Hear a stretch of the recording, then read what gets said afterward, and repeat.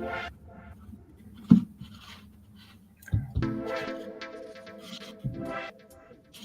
is that?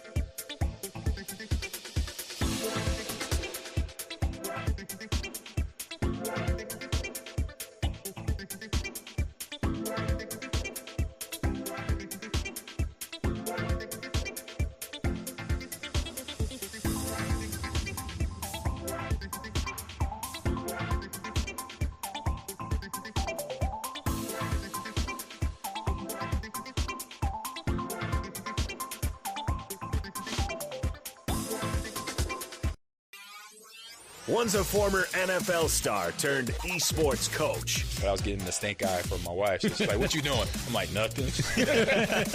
And one's a dad who can't stop playing Rocket League. These kids these days, they're like, blah, blah, blah, blah, blah, blah. We're used to jump and run. Together, they welcome you to Ahman Green's Gamers Lounge.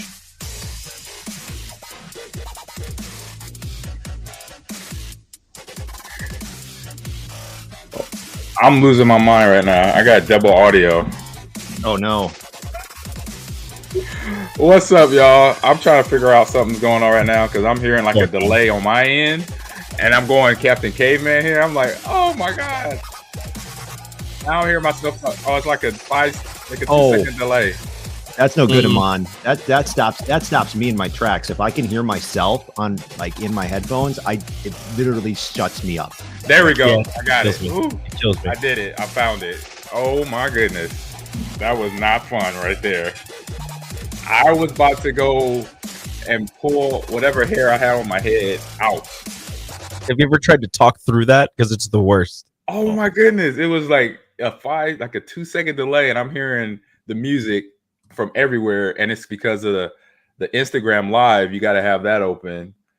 Oh, okay. I'm back to normal. What's up, Have you y'all? centered yourself? I'm centering myself because I was about to lose it. I was like, "What's going on?" And I can't find where to look. I'm looking where the audio's coming from. I look at the tabs because the tabs tell you. So it was the Instagram tab that we're live on right now. So we're on live on Instagram. We're on Facebook. We're on Twitch. We're on YouTube. We're on LinkedIn. And I think and X and X or Twitter, formerly known as Twitter X. So how everyone doing? This is the Ahman Green's Gamers Lounge. I'm your host, Ahman Green, along with my good friends and teammates, John Adias, Rico, Radio Rico, the rookie. How y'all doing, man? How was y'all Christmases? What's up? I know you had inclement weather in some places. I had a sunny Christmas. And so what's up? What's cracking, y'all? Let's talk about our Christmas weather because I think that's a great starting point. So, Ahman, where were you and what was the temp? What was Christmas like where you were at? Christmas for me, I'm in Houston, Texas, and I was at 65 degrees.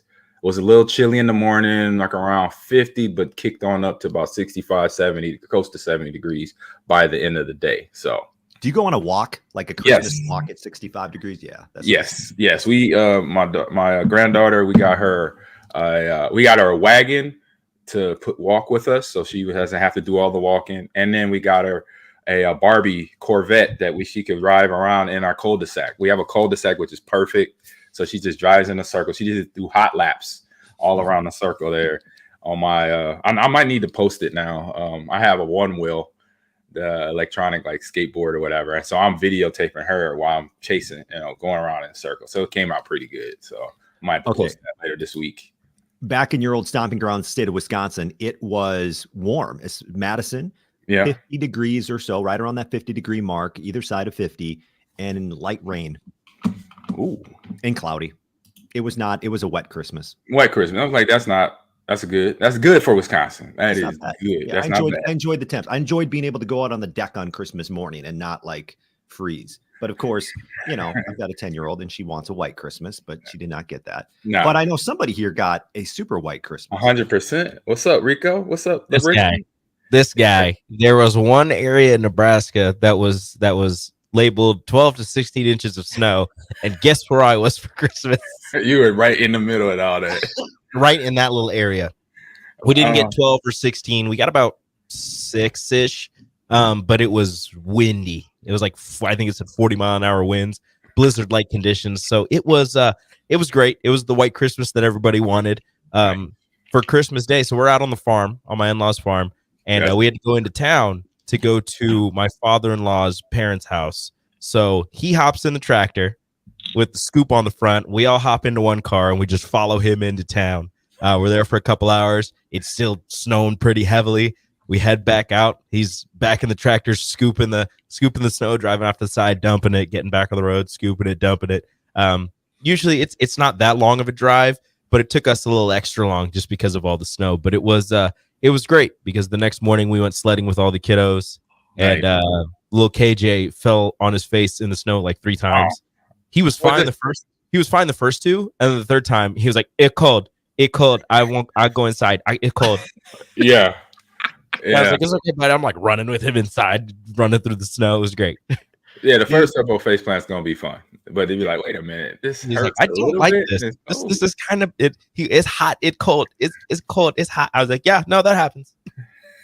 That's so cool that you got like a super fun like Christmas where you have to like be inside. Not that you have to be inside, but it's just snow. I guess my point is it's very. Yeah. I bet you it's very memorable.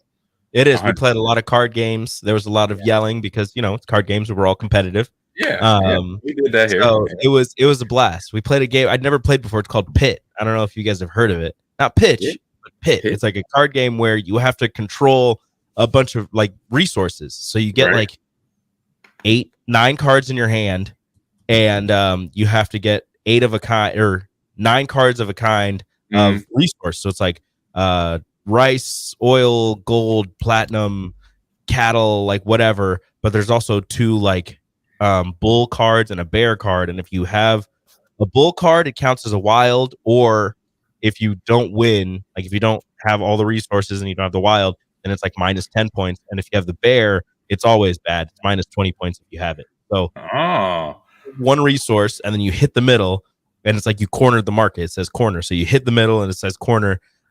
You lay cards out, you get the amount of points that are on the card, and you play to like 250 or 500 or whatever. And it got pretty competitive. The way that you trade the cards, though, is you just like you have 2 cards, you put them face down, you're just sliding, you're looking for somebody else, you're like 2, 2, 2, 2, and they trade 2 cards with you, or 3, 4, however many cards, and that's how you like trade the cards to like see if you can get get the same things. So you're playing card. Interesting. It's wintry blizzard conditions. It's Christmas. The kids are having a blast. Where's John going with this? What's your choice of beverage? What are you drinking throughout this? Okay. Because this sounds by the way, what you're describing sounds like Christmas. Like this sounds it was great. Yeah, okay. It was great. Some people had coffee. I didn't have coffee. I just went with a nice cold Coke. I could have got a beer, but I didn't get a beer this time. Usually I go for have a couple of those, but we were good. If I'm at my grandma's house, I go with coquito, which is just like Puerto Rican eggnog, and it's delicious. Ooh, that sounds delicious. I will give that a try. It's like rum and cinnamon and like evaporated milk and like I don't know like everything that's in it. I just know that it's delicious and I love it. What's it called again? Let me ask GPT. Coquito. It's COQUITO. Yum yum. That's what I say to that. Yum yum. Oh yeah. Coconut milk, condensed milk, vanilla, cinnamon, rum. Oh yeah. Christmas time. Yeah, it's good. It's good. Oh man. Ahman, so usually I bring like a couple bottles. I usually bring a couple bottles back. I'm going to my grandma's for New Year's, so I'll bring a bottle back for you. Gracias, señor. Muy gracias in advance. Muy gracias. And John, I don't know if I can mail it, but I don't know. You ever find yourself in Nebraska? When does Wisconsin women's basketball come to Nebraska? Oh, Or do I'd they? have to look at the schedule. Yeah, they're coming. It's probably a home Because and home. if they do, I'll put a bottle in the fridge and I'll save it for you. For real? Yeah. Oh, okay. I don't know if I'll be able to bring it into the arena, but I'll figure it out. Okay. Yeah, don't get really check your bag. You be like, hey, you got to put this back. I in your know car. the lady that checks the bags. Maybe I can sneak it in. Yeah. No, we don't go to Nebraska. Really? Ah, dang it. So we come there. Nebraska comes here. We go to camp. I am not making that Madison. trip, unfortunately. Madison, Wisconsin. I'd You're love going to come for the 8 o'clock start. 8 p.m. start. Is that what it is? When Yeah. they Oh, play. yeah. That's not bad. That's a quick drive. 9-hour drive. Crazy person. A quick 9-hour drive. What's up? February? Yeah, probably or March. Probably. Yeah. You want me to drive 8 hours, 9 hours in February in the Midwest? Yeah, you're crazy. Hey. Actually, it's January 4th. It's coming up. Ooh. Oh, that's perfect. Well, it's perfect for Nebraska and Wisconsin. Is a whole nother world. Like coming out, you get out of with Lincoln, you get out of Omaha, you get into Iowa, where it's just brown everywhere. Then eventually, once you hit Minnesota, you either which route you take, you hit Minnesota first, or then Wisconsin, or Wisconsin from Iowa. Then you'll see the white satire laid out with all the plushy snow everywhere, from the southern state line of Wisconsin all the way to the northern state line. So it gets heavy between now and I say March. Blizzard. It's been at least one blizzard or two already for my friends I've talked to back home already, or back in Wisconsin. Yeah. They like it's blizzarding right now. I'm like, yeah, it's like 65. Yeah, is it blizzarding down in Texas? Yeah. So what's up, chat? We got Dome Rocker in the chat. The Bear fan, Philanux, came over from Ant Online, man. How you doing? Lua Beatties was just in. We go at it on some Madden every now and then. And Big B, haven't seen Big B. And Mike Tackett asks, give me your top 3 running backs of all time. And really, to be honest, Tackett, that's probably my list right there. But I will put Walter Payton first, and then Jim Brown, and then Barry. It's really no particular order. They all were badasses, and they were unstoppable. And I want anybody to find a clip of Barry Sanders where he gets blown up. If you find me that clip, I'll give you an autograph. But that clip does not exist. You're never going to find it. You're never going to find it. It's either never happened or somebody's going to Photoshop it. Right. Somebody's going to like do a fan made one of somebody getting hit in the same color uniform. Exactly. To make it look like what's up, John? Okay, so let me ask you about this. I don't know if you ever heard of anything like this. It's regarding Barry Sanders. Right. I don't know if I made this up or if I read this a long time ago or not, but like, would teams, I heard somebody like putting a chicken out there and having the players like try to catch a chicken. 100%. You have to like be so shifty and like, yes. Is that something that actually happened, do you think? Or did I make that up? No, that was real. It was teams in our division. We didn't do it. But before I got into becoming a Packer, I heard that Viking players talk about it. Bear players talk about where their coaches would bring chickens on the practice field to get ready for Barry Sanders. I was like, crazy. I was like, oh man, that's funny. I'm like, to do that is like you really trying. Like you really know this guy is that much of a problem.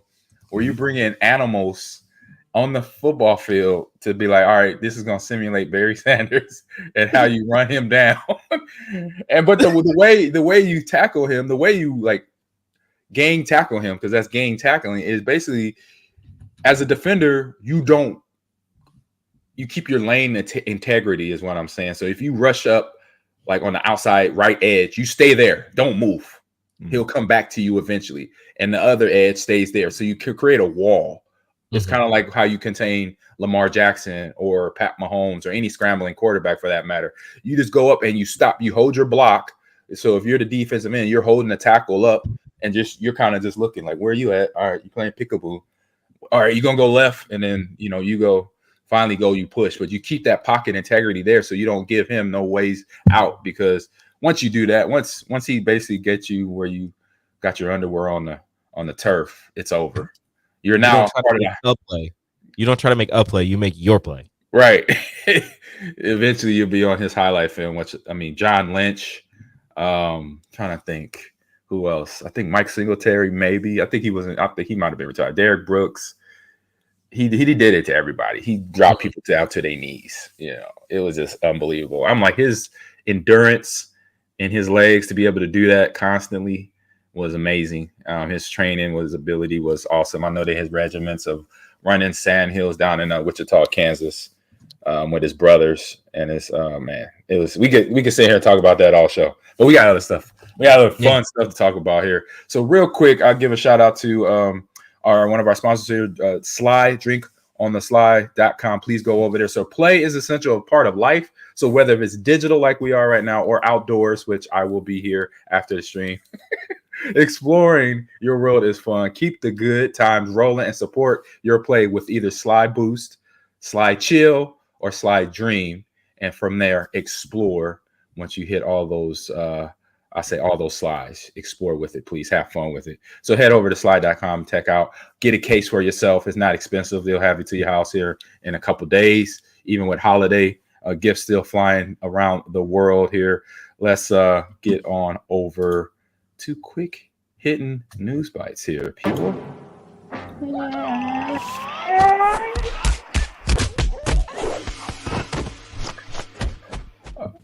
I love that. Good job, Notorious Afro, on that. So the first story we are going down the line here is we got John's story up. I believe it's up. Let me make sure it is.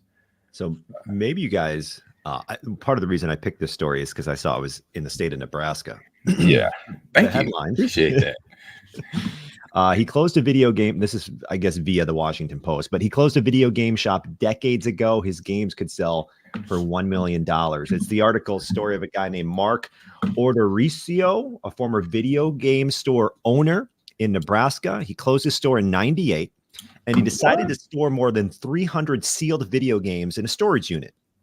He lost track of their value over time and planned to give them to his nieces and nephews.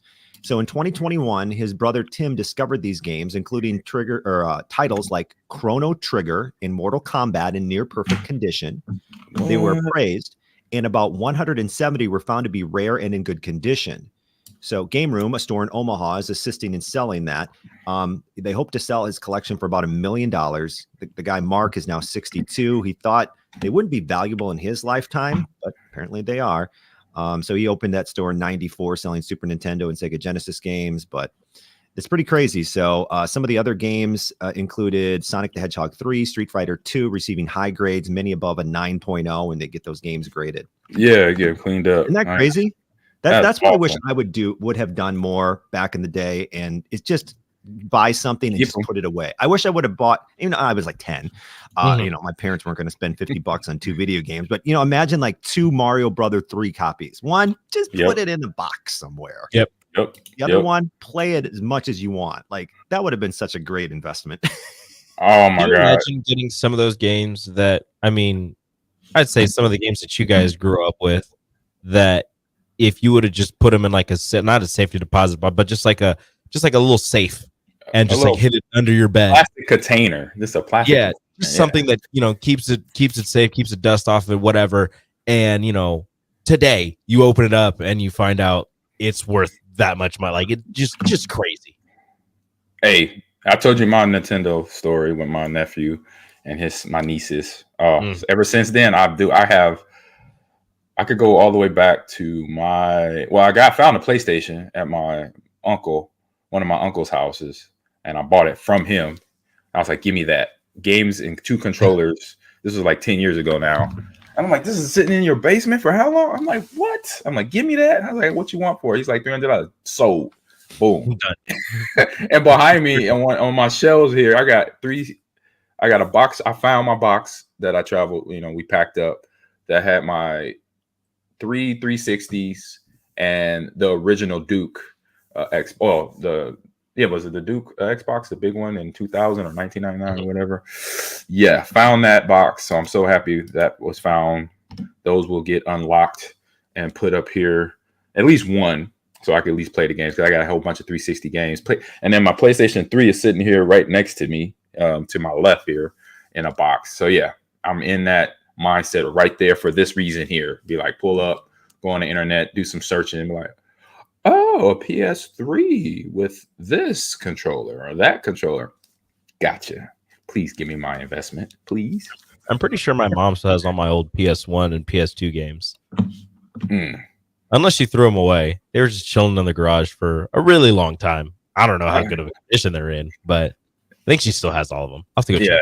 That happened to my Transformers and G.I. Joes when we moved from California when I was a kid. I was like, oh, Dad, no. He's like, yeah, we had to push all that stuff out of the game. I was like, Ahman, that sucks. I'm like, are you serious? I could have packed that up in one box. But we were on Greyhound. We weren't on our own vehicles at that time. We Greyhounded back. So Bear fan Emmitt Smith. Yeah, Emmitt Smith is on that list too. He's in there. Easy top 5. That was his top 3, but I don't. Okay, this might ruffle some feathers. Emmitt Smith is a top 3 running back. I don't think so. Yeah, he has like all-time rushing yards, but I feel like his was more longevity towards the end of his career to get that far. Like in his prime, yeah, one of the greatest running backs, but I feel like he got that many yards just because he played for so long. Well, true. That's a true fact. I mean, that's a fact. But then he also had a great offensive line in Dallas. He had the best offensive line, pass and run line that him and Troy Aikman all benefited from. And he admits that all the time. I met him several times. He actually claimed, we talk about top running backs as a Bear fan, or who put that up? Matt Tackett put it up earlier. He actually admitted, when I first met him, he said to him, Barry was the best because Barry did it without offensive line. That's what he says all the time. If you watch all the Emmitt Smith interviews, first thing he said out of his mouth, and I didn't even bring it up, somebody else that was in the conversation, excuse me, said it, and he was like, yeah, you're right. I mean, he had no offensive line, and he still did what he did. He pushed me every year to try to get close to him, and I only had a few times where he overlapped, where he won the rushing title, and Barry did it without.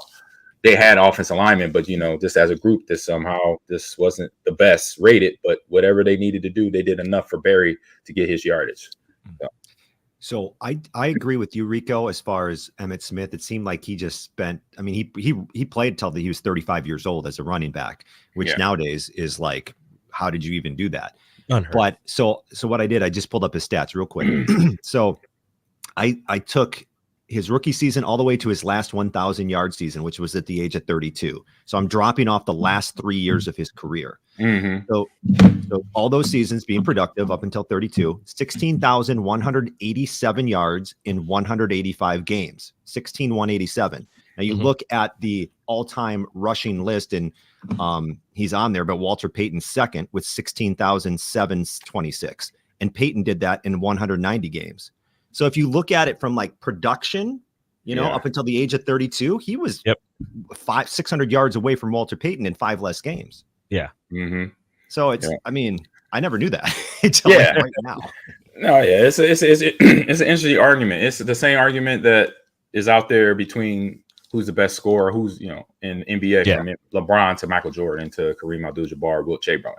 It's that same argument of how player got to that status, to that point level. And we know right now for LeBron, 100% is the longevity. He's played 20 plus years and still going.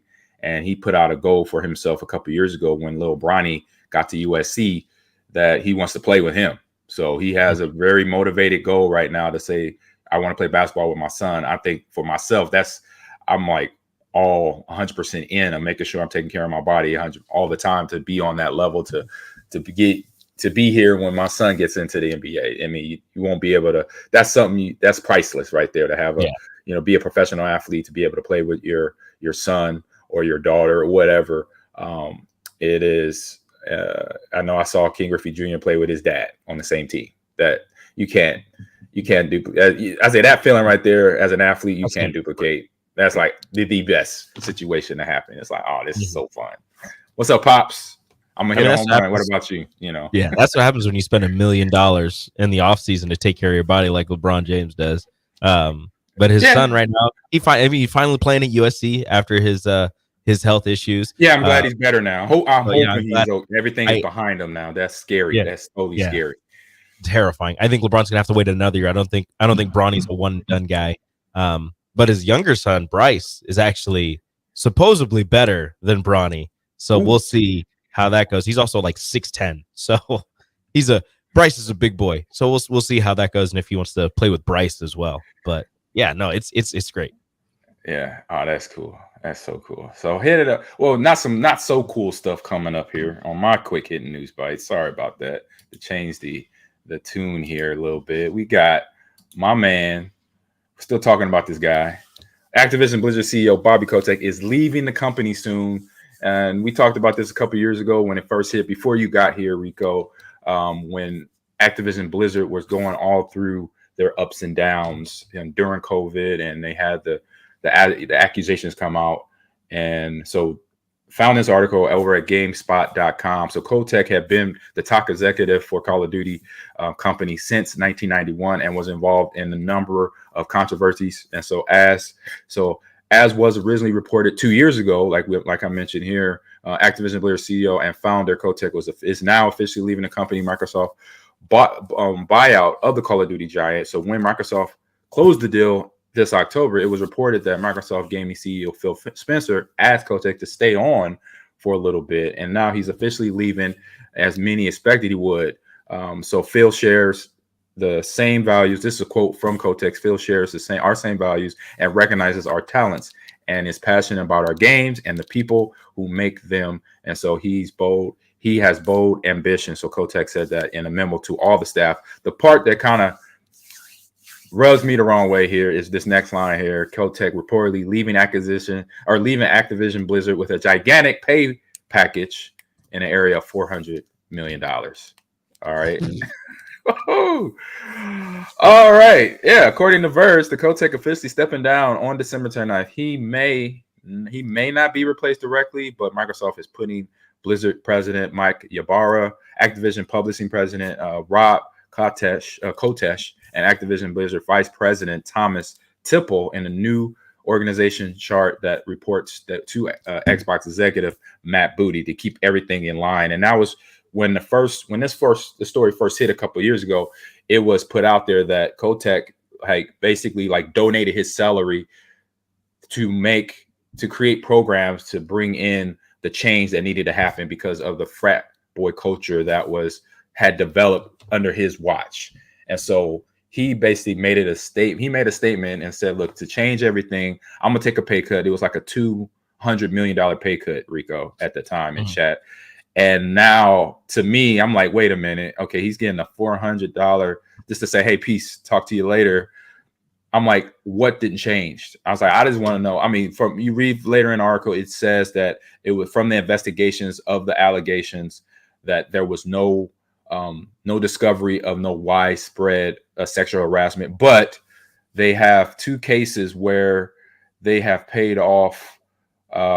One case where it was $18 million to the Equal Employment Opportunity Commission at the tune of $18 million there, and then another one in 2023 earlier this year of $35 million in a settlement to the SEC over accusations that the publisher failed to properly disclose information to investors and also sexual harassment as well. So it's kind of, I'm just like, I'm like, what's going on here? You know, it's just little.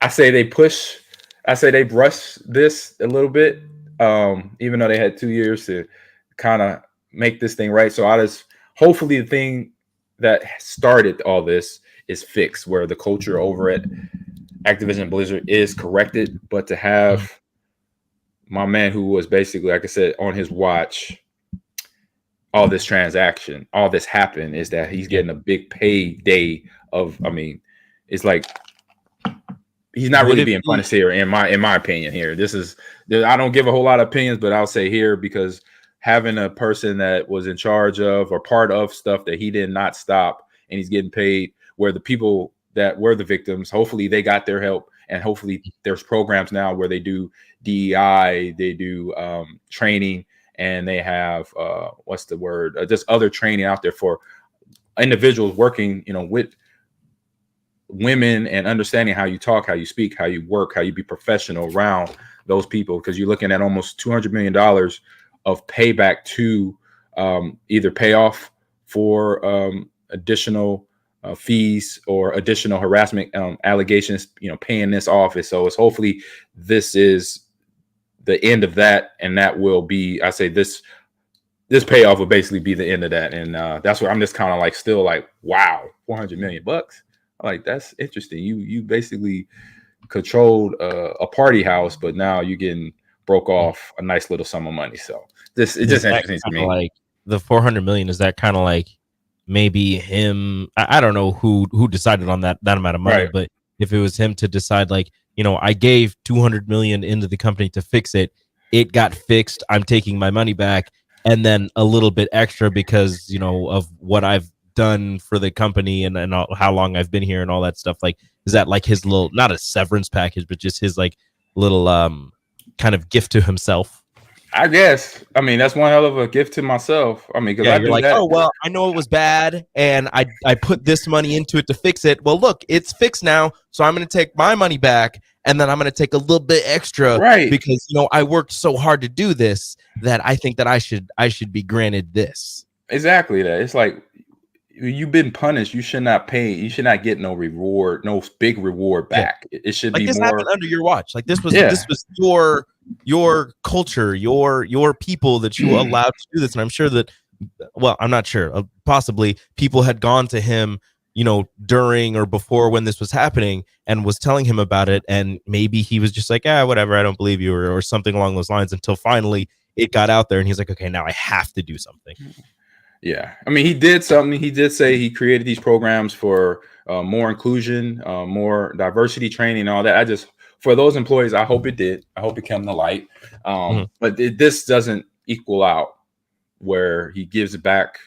He donates, half his salary, if not more, to then where he gets double it back in a severance package. I mean, I know he was the founder of Activision Blizzard, but we had some pretty heavy stuff. And I'm not saying that he doesn't deserve anything, because he did do one good thing. He did start the company. I'm just saying that there got to be this not quite equal out, because like I said, it's like almost 100 million in payoff of between sexual harassment lawsuits and investment stuff that was disclosed from investors information. I mean, investment information that was disclosed to investors. So it's just a lot going on that still, I don't think it was stitched up properly to close the deal here. They did shut the door on this. The good thing is done, hopefully, and doesn't rear its ugly head again. But I think it just wasn't the best needling here to finish up everything for the way his story started and ended for Bobby Kotick here. So just another corporate information. It looks so interesting here. I just think I want to be someday, guys, in the position like who's the football coach that's getting $70 million over the next 7 years or whatever? Jimbo Fisher.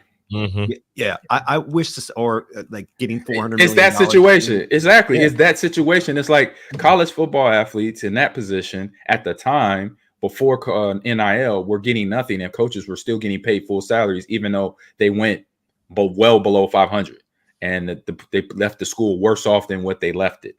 And I'll say that to Kotick, at least leave the situation better when you left it. I don't think he did. And he got rewarded for that. Basically, he got rewarded for subpar leadership and management.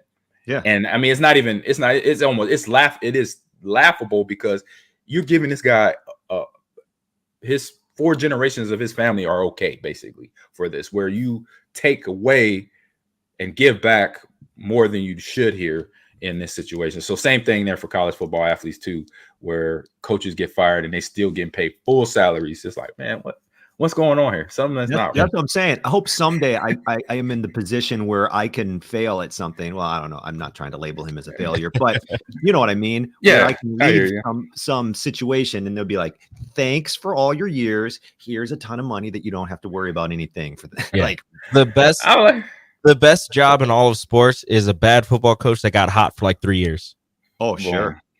You get hot for 3 years, you win a bunch of games, you get a better job, you get a pay bump, and all of a sudden you're like, I'm actually not that good. I don't know what happened back here, but yeah. So and then they're like, oh, you're not good. Here, just please leave. Here's all the money that we said we were going to pay you, but please don't coach anymore. Here's your money. Just don't do that. Yeah, just don't do that. I would love to be paid not to do something. Oh yeah, 100%.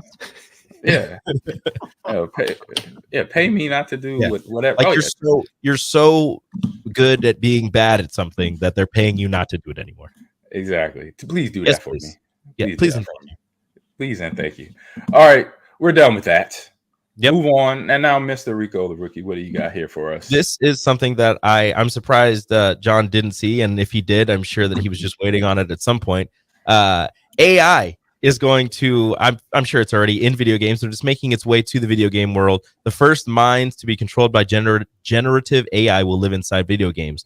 NVIDIA, I believe, they're working with some video game companies to get NPCs to be AIs to grow with the game, within the game, to when they interact with the players in the game, that they will learn from the situations, learn from what's going on during the game, learn from their interactions with the players, and grow to make a better video game experience.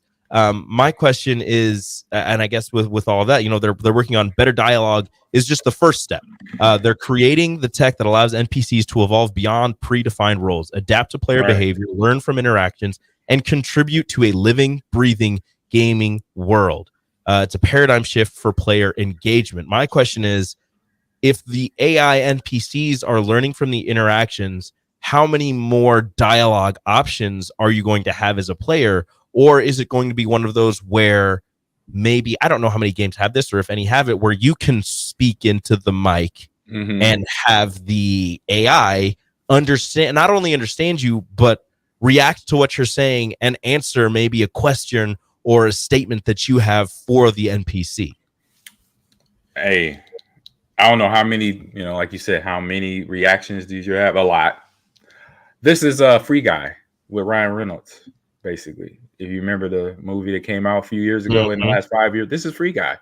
So now you have the NPC thinking on their own, doing things on their own, and it's not pre-programmed or pre-coded by the developers that created the game. So yeah, we're playing Free Guy now. We'll be playing Free Guy in a sense. It's like online play, and now everybody's aware, not just the other online gamers. Now the online gamers and the NPCs walking around are also aware of who they are and what they are, what they've been programmed to do. Now they know, okay, I'm a NPC doctor, and let me go to the hospital and fix people and stuff like that. Or criminal NPC, like, all right, I got to rob this bank. Who's going to get him? Who's going to stop me? Stuff like that. If the criminal AI decides, I'm tired of robbing banks, I want to hack the system. Exactly. I want to become more. I want to do this. I want to do that. They're already, and with this AI, they're already kind of using AI in video games where it says AI is already taking on some tasks, including pre-production and planning out of game content. Soon it will play a larger role in developing characters, dialogue, and environments. Gaming executives shows that they expect AI to manage more than half of game development within 5 years to a decade. Yeah. Half of the game development taken over by AI. And that means you're going to get your games in, months as opposed to years. Maybe even weeks. Yeah, maybe in weeks. But, it's just unfortunate for us humans that still create stuff. And so now created, and this is, again, we talked about this plenty of time, plenty of AI conversation. This is Terminator. This is Matrix, where we are getting so far ahead of ourselves as a human race where we want to make things the easy button. Don't create the self-destruct button right next to that. Please don't. Or you kind of doing that at the same time. Just full awareness there. That's all. Everything's going to be easy in 20 years, if not sooner. Like this podcast we're doing, I could be replaced by Avatar John that's going to look just like me and probably speak a lot more precise, and not have ums and ahs. Like, guys, podcast, I will never miss a podcast. Like, true. Everything's going to be easier. You're just going to be sitting on your couch playing video games all day and getting paid to do it. While AI me takes control of does everything on the radio that I need done and does the pod. I don't want that. I don't want AI John. I want real John. I know. Yeah, I want the real thing. I don't mind. That's why I'm a disc guy. I'm a cartridge person. Yeah. I got the DVD Super Mario Brother movie on HD DVD this Christmas. by the way. We didn't talk about Christmas gifts. But yeah, I got that. And I got the RoboCop nostalgia game. Yeah. It's the basically shooter, bang, bang, quick, easy game. I played a little bit last night. If you're a RoboCop fan, anybody over the age of 40 most likely is. Please buy the game. You'll kind of reminisce when you're about 19 years old, like I was when the movie came out. Mm-hmm. And it just hits all the nostalgia notes, basically, of seeing that game. I always thought about this when I watched the movie as a kid, was like, man, I'd love to play a video game where I'm actually RoboCop hitting them. And the gun, he has the nice little decked out on steroids 45 Magnum that looks like a 50 caliber in his hand. I love shooting that gun. You could pick up other weapons, but I don't. I just shoot that gun. So I'm happy with that. What you got, John? Okay, two things. What Rico said first, I want real John. I think in the future, real talent, like AI is going to be able to do everything just as well as a human. It's going to be scary, right? Yeah. But my point is, I think people are going to want the real drawing that someone actually did. They're going to want, it's going to be more valuable because less and less people are going to be able to have that skill set because AI is going to do it for them. So if you are able to do something very special and creative as a human, I think it's going to be valued more, perhaps in certain circles. And then with the RoboCop thing, dude, we may have RoboCops. I mean, have you seen some of these back-flipping robots put real AI into them with the ability to recognize what they're seeing? You're going to have real cops or RoboCops instead of real cops. Yeah, those things are terrifying. Yeah, imagine one of those things running at you. No, you would have to just be. I'm done because it would crush you. If I know this movie here that Kendall brings up. Yeah, Chappie. Yes. Yep. That's like the first generation of RoboCops, because RoboCop obviously is a cyborg because it's part human. They took Peter Weller's character, Officer. God darn it, I don't know why I blank his name now, but you know what I'm talking about. To become the RoboCop, he became the first specimen because he got shot up real bad, and they were able to mesh human DNA and human flesh and bone to technology, and so we're creating. Like it's so interesting and scary at the same time to watch the movies that we've watched happen. Basically, it's like kind of scary. But I mean, another part of like the AI that they're going to be doing in these video games, or something that they're worried about, is the large language models kind of veering off script. They said that with AI working, it can make interacting with NPCs could enhance gameplay. Having AI generate thousands of NPCs backstories will save a lot of time in development, but the hallucinations with large language models where they generate responses that deviate from context or rational meaning, they speak nonsensically but grammatically about things that don't make sense or have any relation to the given context. So you'll be talking to an AI NPC and it'll start talking about something that has absolutely nothing to do with the game that you're playing or the environment that you're in or the context of what you're trying to talk to this NPC about, and you'll be extremely confused as to what is happening right now. Why are you mentioning this right now? And that's just because the AI is learning and growing through the game, and it's just like, oh well, what about this thing over here, or maybe it mentions something in the real world. I don't know what's going on, but that's something that they're kind of worried about, something that is going to be a lot harder for them to control. Yes. Wow. And it's all about that. It's the control factor. When you create something, you always want to have an emergency button or emergency switch, right, to turn it off when it's malfunctioning or it's not working right, or you need to update it and make it do something different. I say not do something better. It's already doing something better because it's doing something that we can do, right? It's about making it more safely or whatever. So imagine NPC screaming, "Free me from this world!" Yeah. Oh my goodness. And they might. But the funny part is, in terms of that part, is it the NPC or was it coded in? That's what the other part of it is. It's going to be the trick of the mind. Like all this conversation gets guys like us, people like us having this conversation, but it's really like, are they just playing games with? They be messing with us, It's like what is going to be the real part and what's not going to be the real part. So you're gonna have to filter that out on your own and learn what to look for about human interaction to AI interaction online, especially online. All of a sudden, the AI turns your PlayStation on by itself and is just listening to you through your microphone. That's happening right now. Yeah. If you have Alexa, that Alexa and Siri Learning. does that all the time. Alexa says things to, what did you say? We're like, we didn't say nothing to you, Alexa. Nothing. Leave me alone. I'm like, you snooping in on us? It's always terrible. Like, my grandma has one in her kitchen, and every once in a while, it just like, we'll be in like the living room, and it's just, what was that? And I'm like, no, we're not doing this. We're not doing this, Alexa. First off, nobody's talking to you, and second, there's nobody on that side of the house. Right. So what? Well, maybe it's really listening to the spirits. That's almost worse. All right. And on that note, we're heading over to this or that, people. All right. Let's get over here to this or that. This or that. All right. We got a Christmas edition coming at you. Another one. It's still December here. So first one up. John, you got it. You ready? Oh, sorry. All right. This or that. First one up. White Christmas or sunny Christmas? Hey, we kind of talked about this already. Yeah. Easy breezy. Yeah, I'm on. Which one? You already know my answer. Sunny Christmas. Feliz Navidad en fuego. The worst. Yes. I just couldn't. As much as I hate cold and snow over, just pounding you in the upper Midwest for months, I think a white Christmas is the way to go. It is. It is. The next day. Oh yeah, the lights and the decorations just look so much better. And when you're sitting inside, opening Christmas presents, just hanging out with your family, it's better when you can't go outside because there's a lot of snow, or when you go outside, it's just for a little bit. You're going sledding, you're having a snowball fight. Like that's Christmas.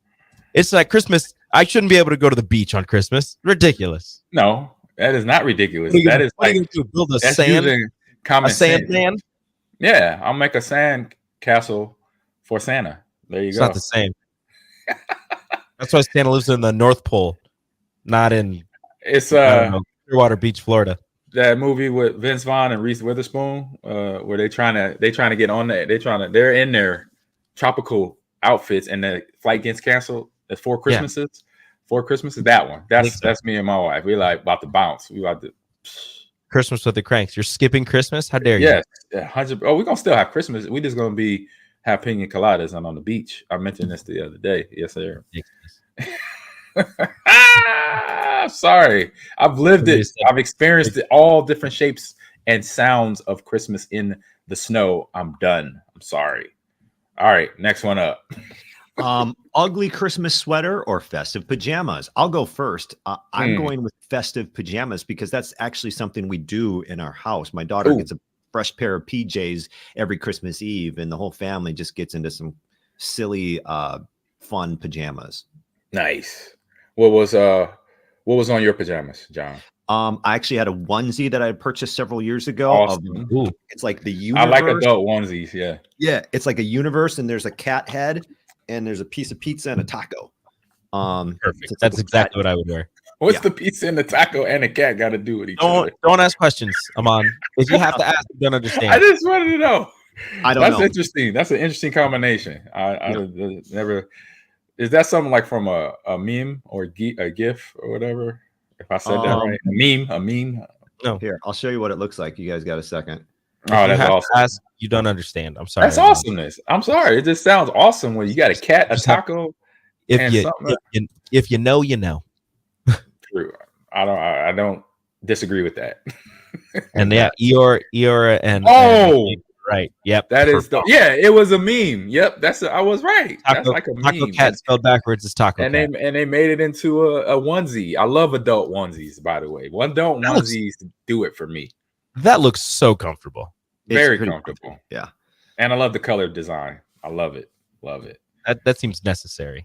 All right. Where are you at, Rico? I am a big ugly sweater guy, but when I say big ugly sweater guy, I have like 8 ugly sweaters just chilling in my closet. My one this year was Elf, and it had lights around it, so I'd turn it on and the lights around him would all light up. Awesome. Got that one this year. I know. Yeah. Santa. He's my friend. Santa. My wife had one that had that, like it could talk, and like you'd hit it and like hit a little button, and he'd like yell Santa. He's like, I know him. I know him. So I'm a big ugly sweater guy, but the kids are festive pajamas. They get a pair every year, them and their cousins, and they all match. But for me, it's ugly sweaters all day. Are one of these it? It's I think it's the one. It's like it spells out elf, and he's the L. Oh, I've seen that sweater. Yeah, I've seen that sweater. Okay. The Taco Cat spelled backward is Taco Cat. Oh, it is. Did you know that? No, I did not. That's awesomeness. Look at the big brain on Jeff. That's clever. I like the cleverness behind that on all aspects of selling and marketing, all that fun stuff. I'm ugly sweater. I have boxed up. I couldn't find it, but I have a Master Chief edition. Wears Master Chief's helmet, and he has a Santa Claus hat on, and and then I have a Star Wars one. I just can't think of if it's Darth Vader or Luke Skywalker one, but they're on it, and it's an ugly sweater design. You know how you do the little designs, but it's all it says, "May the Force be with you" or something like that, or "Luke, I'm your father." I can't remember exactly what it says on it, but boom, I like the ugly sweater stuff. Oh, they're great. I'm surprised you don't have a Batman one. All right, yes, 3. I do. I do. Have oh, yeah, but see, there we go. Yeah, you had to remind him. Got to cover it. All right, next one on the list. Christmas Eve or Christmas Day, fellas? I'll go Christmas Day. I like it's different now. Like from a kid was waking up at the crack of dawn. Like as soon as the sun was up, I was up. Now I'm rolling out the bed like 10 o'clock. and I know I ain't doing nothing today because it's Christmas on that day, which we didn't. We did nothing but open gifts. And I eventually got my granddaughter to settle down from all her toys. And then I played a couple games, and that was about it. And then we ate. We had great food. So definitely Christmas Day. Not much going on. But you guys I want to go with both, but I know that I can't because with my family, we would all do all the eating and the hanging out on Christmas Eve, and then Christmas Day, we would wake up, open presents, and have like breakfast of some of like the leftovers, and also make eggs and all that stuff. Right. Christmas Day and open presents and do all that. But now with my family and with the in-laws and everything, I think I want to say Christmas Day. Christmas Day is nice. It's better because you get the joy of watching your kids open presents and want to open every single toy after they unwrap it, and you have to tell them just wait, we'll open it later. They like losing. Hold on, please. On a toy high. They're like, I want to play, and I'm like, I got this. It's like every other one for KJ this year was monster trucks. And he goes, I got monster trucks. And I'm like, yeah, I know, bud. That's a little kid high right there. Exactly. They ODing on Tonka toys. And Lego says that. My granddaughter, she was ODing on the fact that she got a makeup set. She said, I got lip gloss. I'm going to put this one on, and then I'm going to put this one. I said, babe, no, start with one. You just need one. We're not layering lip gloss. What are you doing? We're not layering lip. She says, I don't have no more lip gloss. I'm like, that's okay. You just take the one and do it back again. Like grandpa. You don't have any more room on your lips. You got lip gloss. Yeah, she was like, she took 2 smack. It's off now. I'm like, no, you just it's not off. That's how that works. I was like, baby, it doesn't work that way. It's still there. It's gone. It's okay. We'll figure this out. Oh my God. So yeah, great Christmas Day stuff. All right, next one here. Got a couple more left. The second Christmas tree, real or artificial? What do you think, guys? Artificial. I just saw a picture of somebody's real tree and all of the pine needles on the ground afterwards. We used to do real trees at my grandma's. Hated cleaning up after we took it out. Artificial all day, especially with the built-in lights, so I don't have to string lights around it. I'm a little lazy. I'm not mad about it. Artificial tree. I'm with him, John. I'm sorry. I'm with him on this. I've grew up again, just kind of like the snow thing. I grew up my entire life getting real trees my mom, she loved the real tree. Then me and my wife first got together. She loved the real tree, and even she got out of it. She was like, because she hated all the pine, like what Rico just mentioned, and our dog. And then when you have dogs, our dogs go down there, like the one dog did in National Lampoon Christmas Vacation, goes and drinks all the water, and then you got a health hazard, a fire hazard in the living room. I'm like, what the heck? I'm like, stop drinking the water, dude. That's not good. Does it taste good? I'm like, it doesn't taste good. Like, no, I can see artificial. with animals. I can see with animals. I'm going real, fellas, and we don't have an issue with too many pine needles. I don't know what y'all are scooping up, but before you bring it in, we shake it out to get rid of any excess. You got to shake it really well. You bring it in, you water. You let it lay. You let it lay down. Yeah. Yeah. Well, by the way, you get a fresh cut, so it's ready to go to suck in the water. You just water that every day. When it's done, you take it outside. There's going to be some excess needles, but you just sweep them up, and it's like 1 or 2 scoops, like if that. Like I'm not sure what you guys are doing, but you guys like. How tall was your tree? How tall is your tree? Y'all usually go for about 6 feet. Okay, we're dealing with. My wife wanted to get like the biggest tree in the building, so 8 to 10 feet. I'm like, that's another animal. So that's a lot of pine needles. That was the same. Where my grandma put her tree, ceilings were pretty high. Yeah, she wanted that thing all the way up there. It was a big tree. Point being, I never have had an issue with excess pine needles or dead branches like Matt's house. Like it's just like you take it outside, and then outside has a bunch of needles as it dies outside, waiting for someone to pick it up. Yeah, I feel like you're going to your backyard and just cutting down a tree. I feel like you're getting fresh trees. Hey, that's the backyard I want. That would be backyard. If I had a big backyard and I could grow my own trees. Yeah, I'd go with a real tree. Boom. Yeah, but I don't. I was thinking of that this Christmas or whatever. Like you set up so every year there's a tree ready to go. Like I see neighborhoods like that. I'm pretty sure they chopping those things down. Like in Deck the Halls, he has this thing, and he's like, we got the next 5 years of Christmas trees all lined up right here. Boom. Exactly. Yeah. Efficiency. There you go. All right, last one on the list for 2024 and Christmas. Giving presents or receiving presents. Oh, I like both, to be honest. But where they at?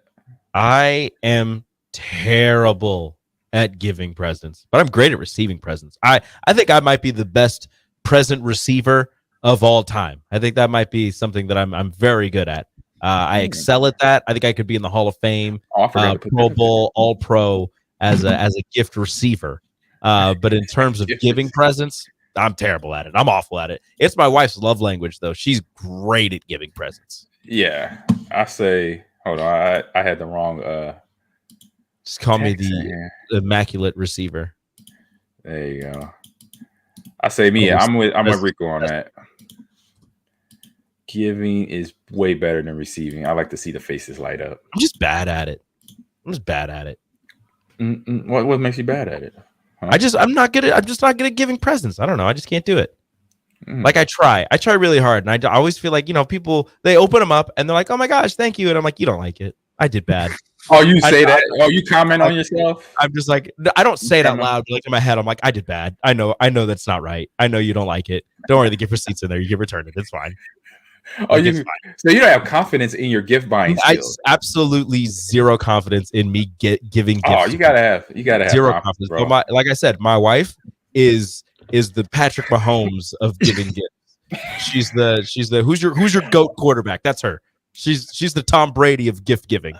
I would say my wife is definitely that of like between wrapping gifts and I would say her wrapping skills are on point. Mm-hmm.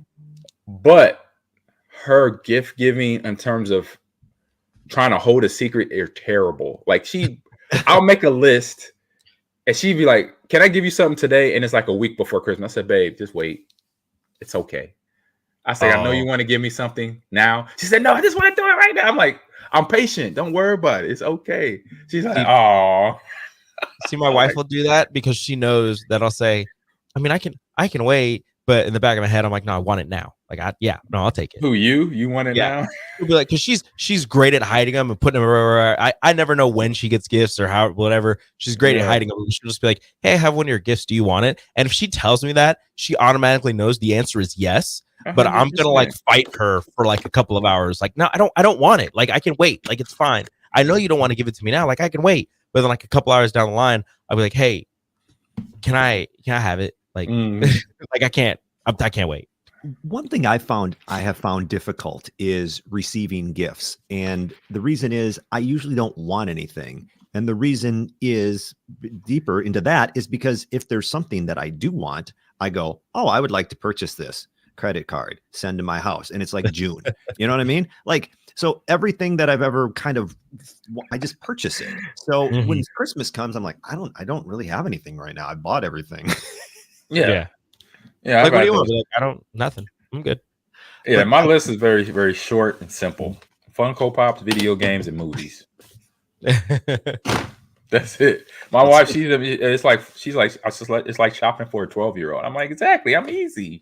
Problem solved. Easy. I got this hoodie for Christmas. I'm big on hoodies. I got some One Piece stickers. Yeah. And Nice. video games. And I got some gift cards to go and get myself some stuff. So I'm good. Like I'm a simple man. I think what Ahman said, I'm like a 12-year-old. Video games, cool hoodies, like That's you can't it. go gift cards. Somebody on the chat was saying gift cards or cash. Of course, you can't go wrong. You get a gift card or a chat. All right. My baby's hurt. Oh, she's hurt. Okay. Well, take her. say hi to everybody. Hi. Hi. Take care of that baby. She's the mommy. Take care of that baby. Take the baby to the hospital and get it fixed. Take the baby to the hospital. Can you? Okay. Oh, she said okay. There you go. Problem solved. Careful. Just know how that goes. Oh man! All right, let's head over to Right. what are we doing? Game releases here. Oh, she said, "How's the lip gloss? How's the lip gloss going?" Oh, She's no gone. answer. She's gone. She's gone. She got to go to the hospital, dude. All right, here we go. Release the games. It's time for the game releases. Game releases. Oh, all right. We got game releases of the year, people. We doing this. We had guys pick their games of the year, and we got some good selections here for all of y'all in hand, and y'all can see if y'all on point. Oh, she's coming, but she's knocking the door. She's knocking on the door. Come on in. Come on in. What is that? I got a phone ringing. All right, you're up first, John. All right, so I Googled like the top video games of 2023, and Polygon.com has their top 50. I don't know if you guys want to hear any of the other ones, but number one was on their list, which I'm picking, is Legend of Zelda Tears of the Kingdom for the Nintendo Switch. And they write about it. Tears of the Kingdom definitely didn't seem like it was poised to make that happen. A sequel to one of the most popular Zelda games ever made, originally conceived as DLC and built on the same map, yet it is something else entirely. It's not just Breath of the Wild was a rough draft for Tears of the Kingdom. It's that the entire Zelda series was a collection of stepping stones that led in winding influential pathways to this wacky, wonderful, and thoroughly new world. So, yeah, that's what they pick as the video game of the year. Number two, in case you're wondering. Yeah. 3. What about you? Did you like this? Alan Wake 2 and Super Mario Brothers Wonder. Number 5 was Pikmin 4. I haven't played this, but this is what Polygon lists as its game of the year. Gotcha. What was your pick of the year? Me? If any of these that I know we talked about this one. Yeah, I'm just what I'm picking. I'm picking Legend of Zelda 2. Oh, okay. Gotcha. We got Matt Styles in here. Yeah, that was a good one here. Legend of Zelda, this classic. The movie is coming out, is in development now, y'all. So, so excited.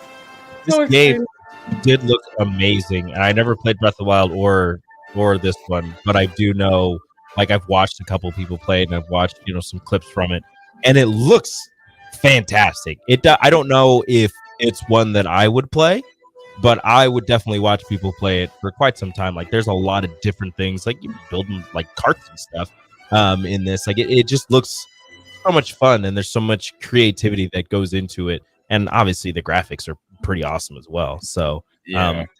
But I don't know like all of the Legend of Zelda lore, but if you're saying like all of the games built up into this masterpiece, I'm sure that a lot of people who are big fans of it, when they did play it, were just brought to their knees and just like, oh my god, this is fantastic. Yeah, I mean, when you added in the part you mentioned where you basically become a inventor of different items in the game, creating. I think I was seeing people making cars and trucks and different weapons to shoot the baddies in the game. It was just like, oh wow, they took it. They didn't thought about it, recreated some stuff, and added some real innovative things that you could do with Link in the game in terms of creating whatever you want from the rocks and the dirt and the trees and the boulders that are lying around Hyrule. So I thought that was awesome. I saw there were people that were beating bosses in like, there was one where this person was like, I'm going to beat this boss while in midair. And just all of the different things that you can do when you open your like pack or whatever, and it like slows down time, or they use like a potion or something. I never played the game. I don't know, but they use some things to like slow time down, keep themselves in the air, bounce themselves back into the air, and like beat the boss in like one smooth move or whatever. Just crazy creative. The people that play this game. Yeah, some of the people play this game. And as Ear puts it, so much to talk about because they have 3 different timelines in the game. So I'm like, that's a lot of gameplay. It's a lot of stuff to do. So, all right, let's head over to my pick for games. Let me where am I at? Oh, let me stop there. Boom, boom, boom.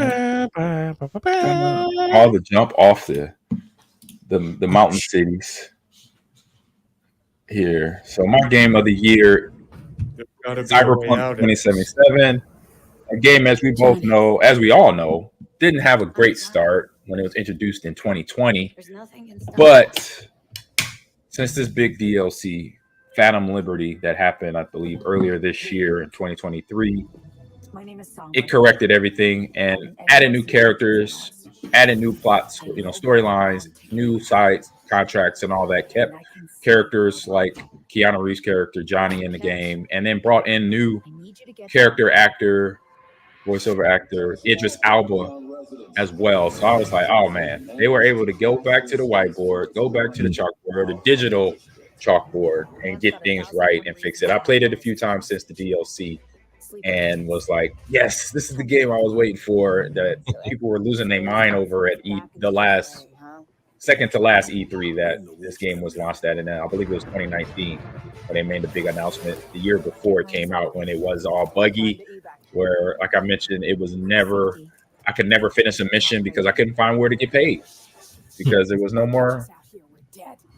That part must have got lost in translation in the coding of the game. So my man Mastows has put over 110 hours in Cyberpunk 2077. I know the feeling. Well, I've done that with Assassin's Creed Odyssey. I have like 120 hours. It's still not at the bitter end. Wow, man, Idris Elba. It's a charade V.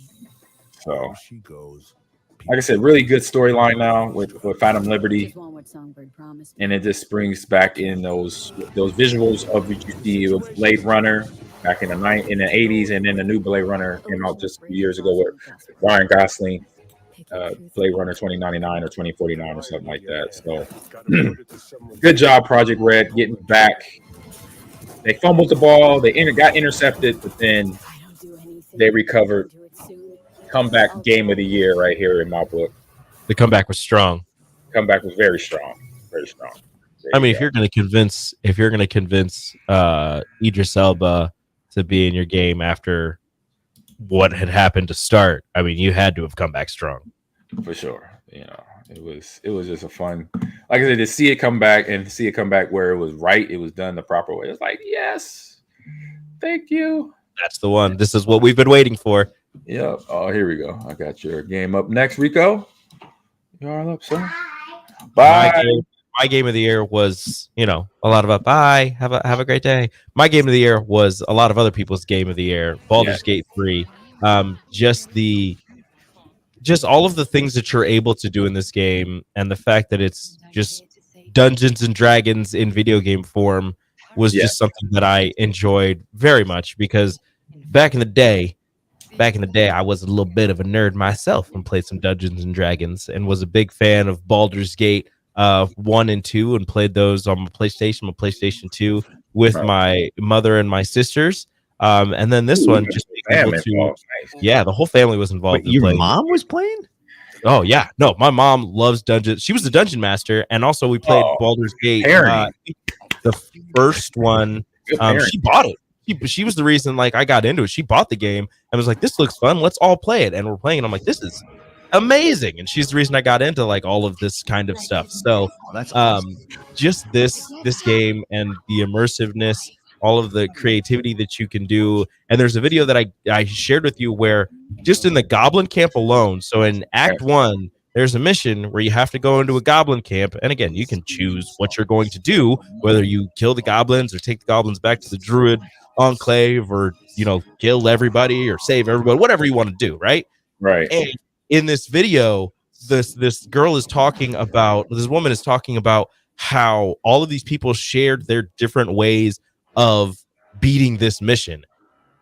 And there's so many different things that you can do to beat one mission that there's no way that anybody yet has had the exact same playthrough at all.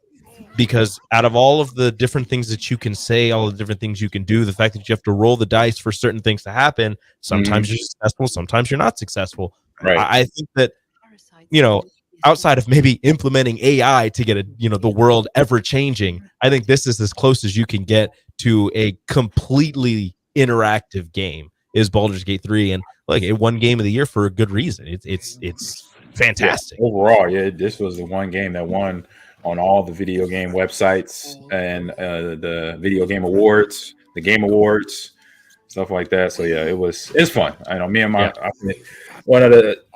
we got me and Eeyore been trying to get at it. He's between jobs and trying to line up times to get on there. He's taught me a couple things. He sent me a couple websites to study up on how to do my build for my characters in the game. Some of those, Eeyore.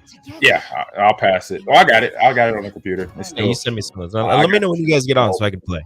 Yeah, because he had to go get his. We were trying to play. He was on PC. I was on PS5, and it didn't work for some reason. But then he's a video game junkie. He got a PlayStation 5, so we will be jumping on soon, working it out, get on there for everybody. Yeah. And, Matt Styles says Baldur's Gate 3 here has about 174 hours of cinematic, which is crazy. I understand, it's not for a lot of people. Some people don't like the turn-based combat as well. But that's something that I found that I really enjoy turn-based combat. And instead of sitting there, and I understand, people are comparing Spider-Man 3 and Baldur's Gate and why Spider-Man 3 didn't win. And, they're like, you can do all these different combos, and it's not just hitting square or circle. Spider-Man 2, sorry. It's not just about hitting, circle or square and just over and over. You can have all these different combos and all of these things that you can do. But for me, I don't know why, but just the turn base is just a lot more. I don't know. It's more fun for me. I understand, and it's also Spider-Man 2 is also fun, and all the combos and everything. Kind of God of War-esque, the same thing where you have all these different things you can do. But I'm just a big fan of what Baldur's Gate 3 has to offer, and I'm glad it won Game of the Year. Yeah, and like for me, very well deserved. I've just never done a game like this. I've seen them a lot. I know I have a lot of friends that play the turn-based games. I just never got into it. And I told myself, this is the one I'm gonna get into just to see and to say, to learn it, understand it, and then not get lost in a conversation when somebody's talking about a game like this. So I know what the hell is going on first, and then obviously see how fun it is and get the fun out of it, because it is fun. I've been playing it and learning what I learned from Eeyore and all the different builds that you can do and different areas that you have to go on the map. The map is immersive. It's huge. And it has an online map where you could go and create, the different missions and different things you can add to your character in itself. So that's the fun that I'm looking forward to in building out this journey in Baldur's Gate 3 here. So it is. I still haven't made it past the second act. I have two characters I've made. Yeah, me neither. I have a ranger and I have a druid, and I'm currently on my druid. I think I like my druid more than I like my ranger, honestly. Yeah, I'm an elf. I'm a warlock. That's what I am. I created a warlock. My ranger is a Draugr dwarf, and my druid is, I think, either an elf or a half elf. One of those is true. Gotcha. I think I made a wood elf druid, which, I mean, to me, it just made way too much sense to do it. Yeah, it says I made, and that's where I made a orc. Thank you. Did not know that. I mean, we were talking about monks and how they are powerful. They got some. They're like dangerous. They got some skills, I'll say, on Steam. Yeah, so we got 221,000 players so far today playing on Baldur's Gate 3 on Steam. Wow. Just today. That's just it's the holidays. Everybody's home. There you go. Such a great game. I want to get home and play. Yeah. I can't leave work early. I might leave work early and go play. I can't leave work early. You can't do that, bro. All right, let's wrap up this show with our what's on streams. Row, coming up. Gently up the sorry. Excuse me. It's time for what's on stream. So we got some ideas here. And the first couple of ones I will pop up here on this big screen will be What If Season 2 on Disney Plus here. It is up and running. So episode 1 is up. Episode 2 comes out Saturday. So they're releasing the episodes while my computer is thinking about it right now. It's buffering. But you got What If Season 2 coming out. Or that is out. I'm sorry, not coming out. It's out. Started. And there we go. This kid puts and good again. They revisit the storylines that have been mixed up. He does not look all that throughout the Mundiverse that are different variations can be of deceiving, all Your the Highness. characters that we know and love, or don't like, or don't love in the Marvel universe. There, so we have season 2 of that. I think this one is interesting. I like this because it has all the different variations. It does what I just said. It puts the characters some in completely opposite of what they were doing, from good to bad. Somebody in the middle, like Nebula. You do not want First episode is like a detective now, working with the group that captured what's his name, Peter, in Quill? Guardians of the Galaxy. Peter Quill. They call him that. The Ravengers. She works for the Ravengers now, which is interesting to see her in that light. But to have all the different characters mixed up, that's one thing I love about What If. I heard about What If when I start getting into Marvel, when all the saga started way back when, 10 years ago now, more than 10 years ago now. And I was like, I never got a chance to read the books, but now seeing the series and now season 2 started up, that's one thing we could cover for 2024. Or Echo, which was she was a character from Hawkeye. She was the deaf character. She did sign language, but she was very strong and powerful, and she kicked a lot of butt in that series there. And then Loki season 2 is up too. And while my computer's thinking, about what it's thinking about, what it wants to watch, what do you guys want to try to cover for next week, 2024? So are we going to decide today? Yeah, I mean, we don't have to decide. We could decide. We could talk about it now and decide through text, or we can now. It doesn't matter. What's up? I vote for Loki season 2. I think that'd be a great starting point in 2024. But I also think we should. Okay, I'm getting the point up from Rico. I also think at some point, can I add to the list Gen V on Amazon Prime? The boys, yes, I've watched a couple episodes of Gen V and a couple episodes of Loki season 2, and I'm with you on both, so I could go either way on that, sir. And I really like What If as well. I think that's going to be really fun. I need to finish What If season 1. I think I'm like a couple episodes away from it. Like, it's one of those where I started it and I was like, this is really good. And then I just stopped and never went back. But I finished Loki season 1. I really am interested in Loki season 2. If we start with that, I would not be upset. If we start with What If, I wouldn't be upset. I just got to finish season 1. And then Gen V, I have Amazon Prime. I can watch it. It's one of those where I just haven't watched it. I have to watch The Boys and watch Gen V, and I also have to watch Invincible season 2. I think that one's Invincible started up on Prime as well, so they got some very good, Prime has some heavy hitting shows, innovative shows. Thinking outside the box shows, especially like with the What If. Like the Steve Rogers, like Eeyore mentioned, Steve Rogers didn't become Captain America, Peggy Carter did, or T'Challa didn't become Black. He become a Ravenger. Part of the Guardians of the Galaxy type of situation, and they showed some. If you watch the preview, if the preview would have played, but you could go watch it on YouTube.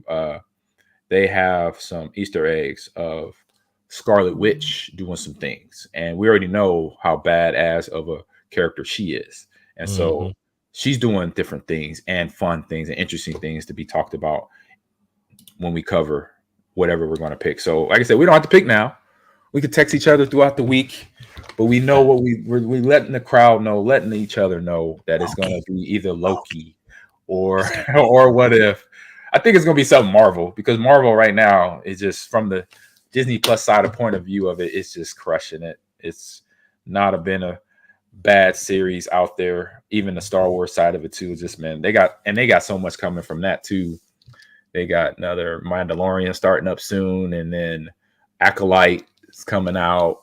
Would they be Mandalorian season 3? 3 or 4. Because season 2's already out. That one's done. Yeah, Wait, I think it would. Mandalorian? I think it would be, you could let as Eeyore or Keto. They will know. Yeah, Mandalorian season 2's already out. So this would be season 3, I believe. That would be season 3, probably. Would it be 4? It'd be 4. Yeah, it'd be 4. Also 2 or 3. Oh wait, which one was? I think I already watched 2. You got to get. So, hey, you're in the holidays now. I don't know anymore. It would When be is it season coming 4. out? Don't know yet. I don't know if they even started shooting it yet. I don't care. The Last of Us season 2 is coming out next year, or they're starting filming early this year, early this coming year, and I don't know when it's going to come out, but I need it expeditiously. This is why we need AI doing half the work. Don't so stop it. No, take your time. Take your time. Do it right. And this is why the screenwriters are striking. You know, Exactly, because you're dumb AI. Well, it's not. Yeah, we don't need AI. We need more nerds. Thanks, Eeyore. Yes, we do. We need more nerds in the universe. We don't need AI in this comic and video game world. That's what we need, because the nerds rule. We all do. Where are you nerds at? Nerds. Get to work. You're on this. If you're watching this show right now, you are a nerd. There you go. And we welcome you. I am a nerd, even though I play football where people think that doesn't match. It does match. It's a lot of remember nerds. the old nerd movies? It was a couple football players in that bunch. You know it. Oh, there's a lot of nerds in the professional sports ring. It was a couple athletes in that nerd group. They had to watch. They watched the nerds back. They had the nerds back. Support them all day. So yeah, we here. Eeyore says you got a big N on your hat. Yeah, the N is for knowledge. Yeah, or nerd. There you go. Don't like that one. Yeah, go big nerds. There it is. Hey, don't feel pointless as a designer, because like I said, I really think like I'm making fun, like give me the AI so we can get our shows done. But like, yeah, I really think there's some value there. You're going to have no one's going to be able to do what you do, because they're all going to say AI is going to do it, and you'll have a skill that not many people will have. And I think people will still appreciate it. Yeah. I say it does make things efficient, because you get things done a lot faster with ChatGPT.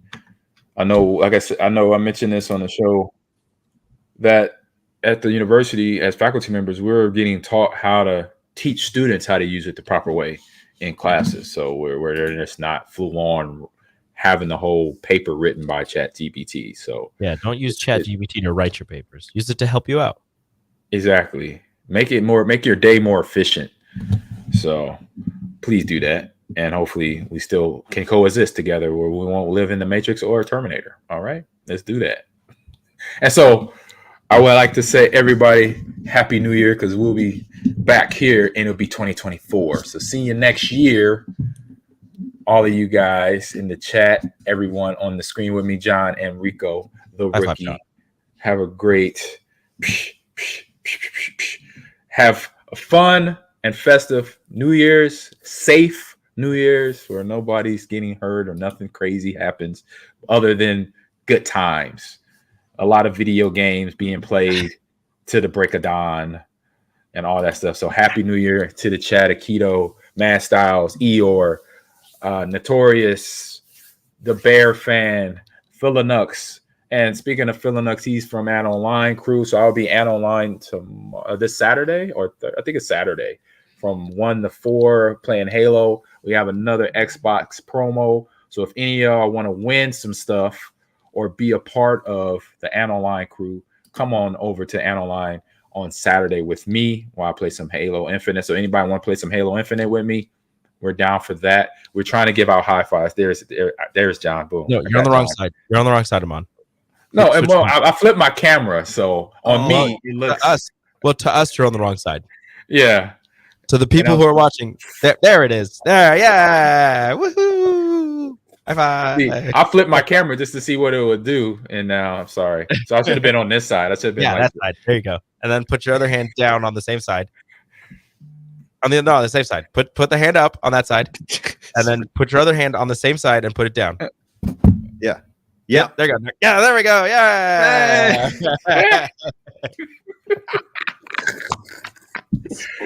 Oh. So Keto, yes, let's suit up this weekend, bro, on Analine. And everybody, I say, John, let everybody know where, before we jump off here, let everybody know where you can find you on social media. At JONARIAS Radio or JONCAST podcast, Johncast podcast. All right, Rico the Bricky, you're up next. Follow me on X/Twitter at Radio Rico AC or on Instagram, Enrique Alvarez Clary. Sometimes I post funny stuff. Sometimes I post waffles like today. It's Waffle Wednesday here, and we had some chicken and waffles. So it was delicious. Delicioso. I'm gonna be there in person one of these days. Yeah. I'll be there because we're sitting. We'll talk later. Okay. I don't think they're gonna be here this next Wednesday, but they'll be here after that, I believe. Yeah, also, I'll be back. I talk on the radio. I talk sports at 93.7 The Ticket. You can download the app. You can follow on Twitter, Instagram, Twitch, Facebook, everywhere. 93.7 The Ticket. Sports talk, mostly Husker talk, but all kinds of things. Yep.